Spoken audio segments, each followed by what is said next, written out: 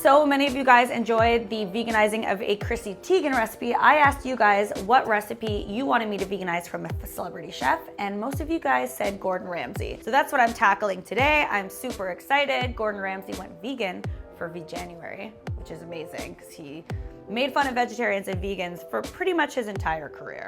And if you don't know who Gordon Ramsay is, do yourself a favor and YouTube Gordon Ramsay yelling, "Where's the wire on your faces? If you're my brigade, I would have fired you fucking 16 years ago. You. And you will become very familiar with him. He's like one of the top TV chefs in the whole wide world. If you don't know who he is, you've probably not watched a lot of Food Network. You've probably not watched a lot of Food Network, so get on that. I wanted to do a dessert recipe because I don't do a lot of desserts on this channel because I'm not a good baker. I don't enjoy baking. I get distracted very easily and I burn a lot of things. But I feel like I need to do Gordon Ramsay proud and I can nail this without screwing it up. So I picked his raspberry Mille-Feuille.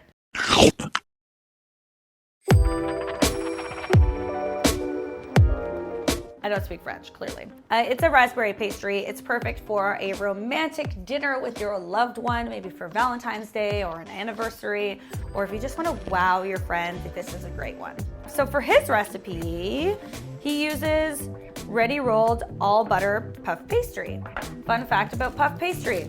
A lot of it is accidentally vegan. So if you look at the box, if it's made with oil, because oil is cheaper than butter, and food manufacturers want to save money when they make food, it's accidentally vegan. So look for that, and then you've got yourself a easy vegan puff pastry. For the icing sugar, well, icing sugar is already vegan, so that's no problem there. Vanilla, we can use the same there. For double cream, I'm using coconut milk. So I'm just using the cream part of the coconut milk. So what I did is put this in the fridge overnight, and it separates the coconut water from the cream, and then you just use the cream in the whipped cream, and it's delicious and better than double cream. Zest of one orange.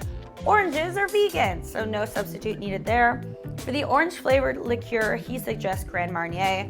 I picked triple sec because it's cheaper than Grand Marnier, and they only come in bottles this size, and I will probably never use this for anything ever again. Actually, that's not true. I'll use it to make margaritas.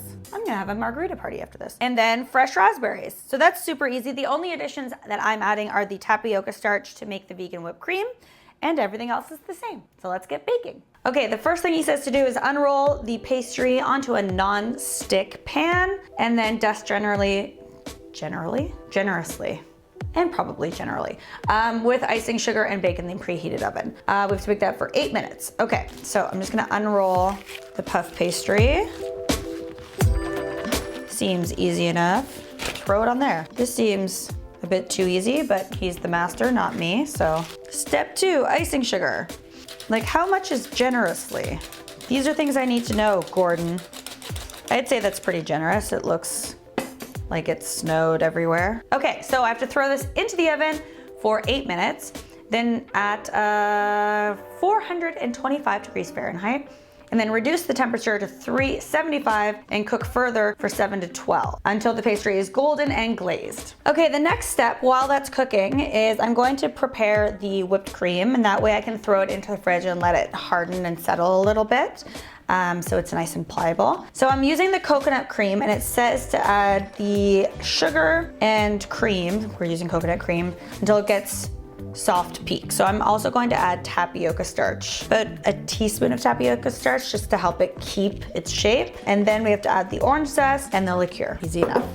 First thing I'm going to do is take the cream from my can of coconut milk and leave the water. So that's the stuff that we want. So I'm just gonna carefully, with a spoon, scoop out the, oh no, that's not where that goes. That's gonna go in here. Scoop out the coconut cream and throw it right into my stand mixer. You can do this with a hand mixer as well. And be very careful not to get any of the liquid. If you do start to break it and you see some of the liquid coming through there, you can just pour it into another vessel of some sort. And you can save that for smoothies or drinking on its own, which I wouldn't do, but if you're into that, go for it. I like to save it for smoothies though, instead of just plain water, or if you've run out of your favorite non-dairy milk and you need to make yourself a smoothie, you can add that. Little doggies love coconut. You can smell it clearly. You guys want some coconut? I'm going to add the sugar, which is 3 tablespoons. And then I'm going to add 1 teaspoon of the tapioca starch. This isn't completely necessary. I just find that it stabilizes the cream and makes it more like whipped cream. If you don't have tapioca starch, just skip this. And then we're going to whip that until you get soft peaks. Jesus. Got it. Adding our vanilla and our orange flavored liqueur.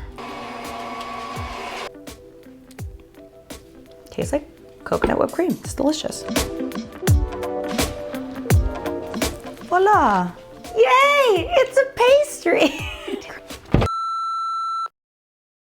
Okay, so here's the thing. YouTube is real life. And I did not have enough time to set my cream while we were shooting. So it's the next day, and I'm wearing a pretty dress. And I've let the cream set overnight in the fridge, so now it's nice and firm. It was too liquidy before, so we're gonna just like pretend that I didn't mess up. These things happen. Can't all be perfect all the time, but we do try. Anyway, let's make some pastry. Okay, so I made a new puff pastry. We have the same raspberries from yesterday, and we are just gonna build this Mille-Feuille.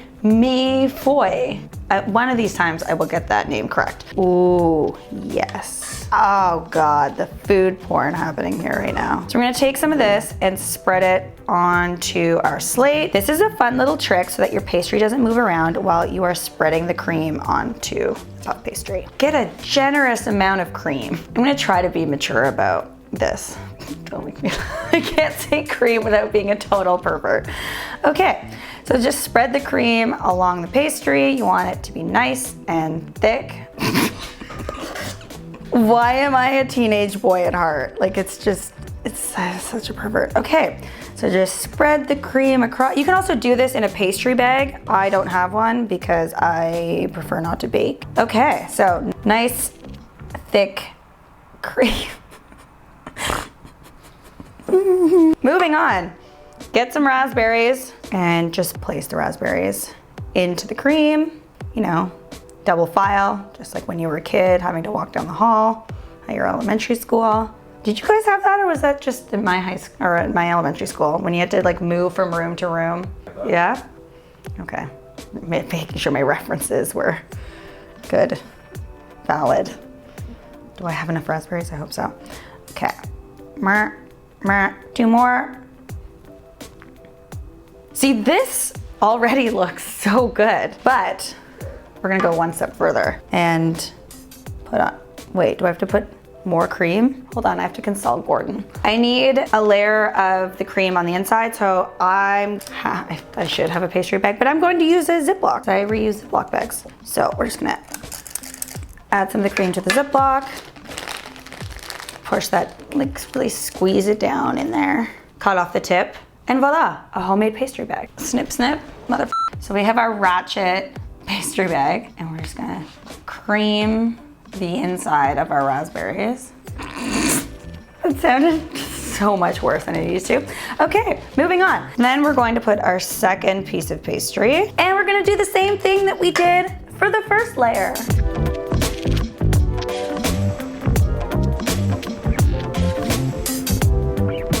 Desserts are works of art.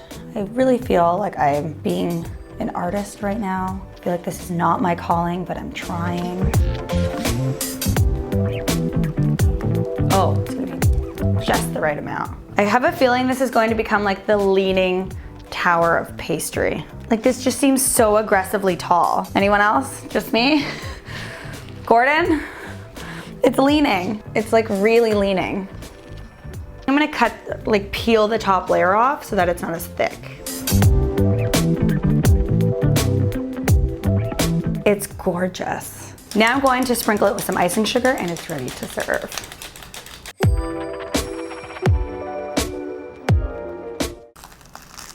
I did that. Yes, I did. Okay, I think you have to eat this on its side. Oh no, it's still attached. Nope, we're good. Nailed it. No casualties in this video. Okay, so, all right, let's try this. I don't even know how to eat this. How do I eat this? Gordon Ramsay didn't give me instructions for how to eat it. You know what? That's how we're eating it. Holy shit. Yeah. Okay. Make this for your loved one or for yourself. Valentine's Day is just around the corner. It's delicious. You're welcome. Thank you, Gordon Ramsay. I have nothing to say because I'm overwhelmed by how good this is. I don't know how to get the second bite though. You know what?